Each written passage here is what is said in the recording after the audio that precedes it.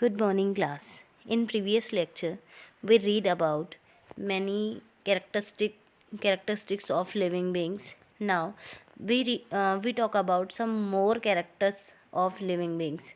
The next character is the living things excrete. जो living things होते हैं उनमें excretion process होता है. Excretion means waste को body से बाहर excrete करने का जो process होगा उसको excretion कहते हैं. Living things get rid of waste from their body. This process is called excretion. Animals remove waste in the form of urine, sweat, and carbon dioxide.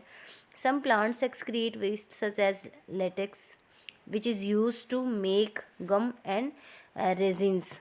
They give out excess water as water vapor. जो अगर हम excretion की बात कर रहे हैं, बहुत सारे एनिमल्स जो होते हैं, कार्बन डाइऑक्साइड है, स्वेट है, अगर हम बात करें यूरिन है, ये इनकी बॉडी में जो है वेस्ट प्रोडक्ट होता है और इसको बॉडी से बाहर ये रिलीज़ करते हैं. जो प्रोसेस होता है ये होता है एक्सक्रिएशन. अगर हम कुछ प्लांट्स की बात करें तो जो कुछ प्लांट्स जो होते हैं उनके अंदर जो वेस्ट होता है वो लेटेक्स होता है, जिसको वो जो है जो प्लांट जो होते हैं बाहर एक्सक्रिएट करते हैं और इसका यूज़ होता है गम और रेजिन्स का फॉर्मेशन के अंदर. और जो एक्सेस के अंदर अगर वाटर है तो इसके अंदर जो है वाटर वो है इवोपोरेशन प्रोसेस के थ्रू जो वाटर है वो उसको वेपर में कन्वर्ट करते हैं प्लांट्स की leaves. Second character is living things reproduce. जो लिविंग थिंग्स होंगी उनमें रिप्रोडक्शन होगा, खुद की जैसी न्यू स्पीसीज जो है खुद की जैसा नया इंडिविजुअल बनाने की कैपेसिटी इनमें होती है. और नॉन लिविंग की अगर हम बात करें तो नॉन लिविंग जो होते हैं इनमें रिप्रोडक्शन नहीं होगा. All living things give birth to young ones or their own kind. Plants reproduce through seed, spores, etc. Animal either lay eggs or give birth to young ones. तो जो अलग अलग प्रोसेस है जिनके थ्रू खुद की जैसा न्यू इंडिविजुअल है उसका फॉर्मेशन होता है. अगर हम बात करें plants reproduce through seed, spore.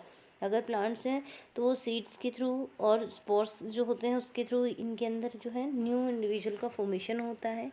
Animals की बात करें या तो वो एग जो है उनको जो है एग लेस करते हैं या फिर जो है जो बेबी है को उसका बर्थ करते हैं. Next structural organisation. Living things have a structural organization. Some organisms are made up of single cell. They are called unicellular organism. Example amoeba. Some organisms are made up of million of cell. They are called multicellular organism. Example human beings. अगर हम बात करें structural organisation की तो living beings होते हैं उनका structural organisation होता है. एंड इनके अंदर जो है जो कुछ एनिमल्स या ऑर्गेनिज्म ऐसे होंगे जिनकी फुल जो बॉडी होती है वो सिंगल सेल ही होती है.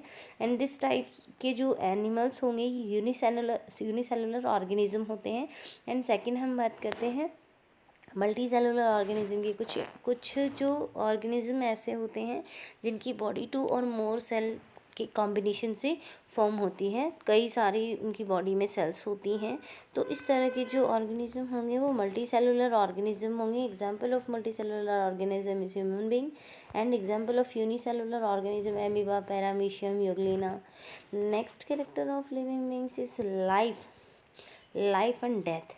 अगर हम बात करें तो जो लिविंग बींग्स होते हैं उनके ये एक कैरेक्टर है कि उनका जो है बॉर्न होते हैं और उनकी डेथ होती है.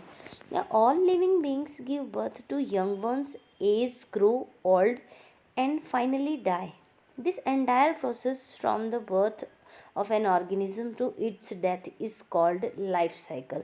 जैसे किसी भी इंडिविजुअल का बर्थ होता है, फिर ग्रोथ होती है, अडल्ट में कन्वर्ट होता है, फिर ओल्ड में और उसके बाद डाई जो है वो ख़त्म हो जाता है. तो ये जो पूरा प्रोसेस है बर्थ टू डेथ तक का, तो ये है लाइफ साइकिल. नाउ यहाँ पे कुछ क्वेश्चंस है फिल इन द ब्लैंक्स के जो कि आपको कंप्लीट करने हैं. Plants give out waste as latex. Plants जो है लेटेक्स की जो है उसको वेस्ट को रिलीज़ करते हैं. Second, animal either give birth to young ones और lays egg. An organism made up of one single cell is called unicellular organism. An organism with many cell is called multicellular organism. जो fill in the blanks के 4 questions हैं, ये आपको complete करने हैं homework में. अब देखिए इसमें activity 1, to observe how living things such as plant grow. Aim, इस ऑब्जेक्ट का एम है कि जो प्लांट्स होते हैं वो ग्रो करते हैं. टू ऑब्जर्व, ये देखते हैं हम, ये ऑब्जर्व करेंगे कि how living things such as plants grow, किस तरह से ग्रो करते हैं. इसके लिए मटेरियल जो रिक्वायर्ड होगा हमें, clay pot, soil, sand, gram seed, water. Method, take a clay pot. सबसे पहले हम एक क्ले पॉट लेंगे, add soil in the pot के अंदर सॉइल को ऐड करेंगे. Add gram seed into soil. Moisten the soil by sprinkling water over it. हम क्या करेंगे, इसको मॉइस्चर रखेंगे और वाटर है सॉइल के अंदर ऐड करते रहेंगे. Continue moistening the soil everyday soil जो है उसको हम क्या रखेंगे, उसको वाटर देते रहेंगे. Record your observation beginning from the day you potted the seed until at least 2 pair of leaves develop. उसको तब तक आप ऑब्जर्व करें जब तक इसमें एटलीस्ट 1-2 लीव्स का पेयर नहीं बन जाता. ऑब्जर्वेशन में हम क्या देखेंगे, on watering the soil we initially see the white structure called radicle and plumule appearing. One of them move toward the ground which will eventually grow into the root is called radicle. देखो जैसे ही seed है उसको अपन soil में डालते हैं, उसको जो है वाटर पानी में उसमें देते रहते हैं, तो इसमें जो है जर्मिनेशन होगा, सीड का जर्मिनेशन होता है. और जो जर्मिनेशन के थ्रू जो जर्मिनेशन होगा तो इसमें क्या होगा कि जो एक वाइट कलर की स्ट्रक्चर बनती है जिसमें 2 टर्मिनल होंगे इसके, एक रूट का फॉर्मेशन करेगा, एक टर्मिनल जो है वो अपर पार्ट जो है एरियल पार्ट है इसका फॉर्मेशन करेगा. One of them move toward the ground which is eventually grow into the root is called radicle. जो रूट की तरफ मूव करता है जिसमें रूट का फॉर्मेशन होगा वो रेडिकल होगा. And other one moves towards light and it's called the plumule. तो जो अपर साइड में ग्रोथ करेगा. The leave appear from the plumule after a day और 2. Inference, seed have an embryo which can grow into an entire new plant.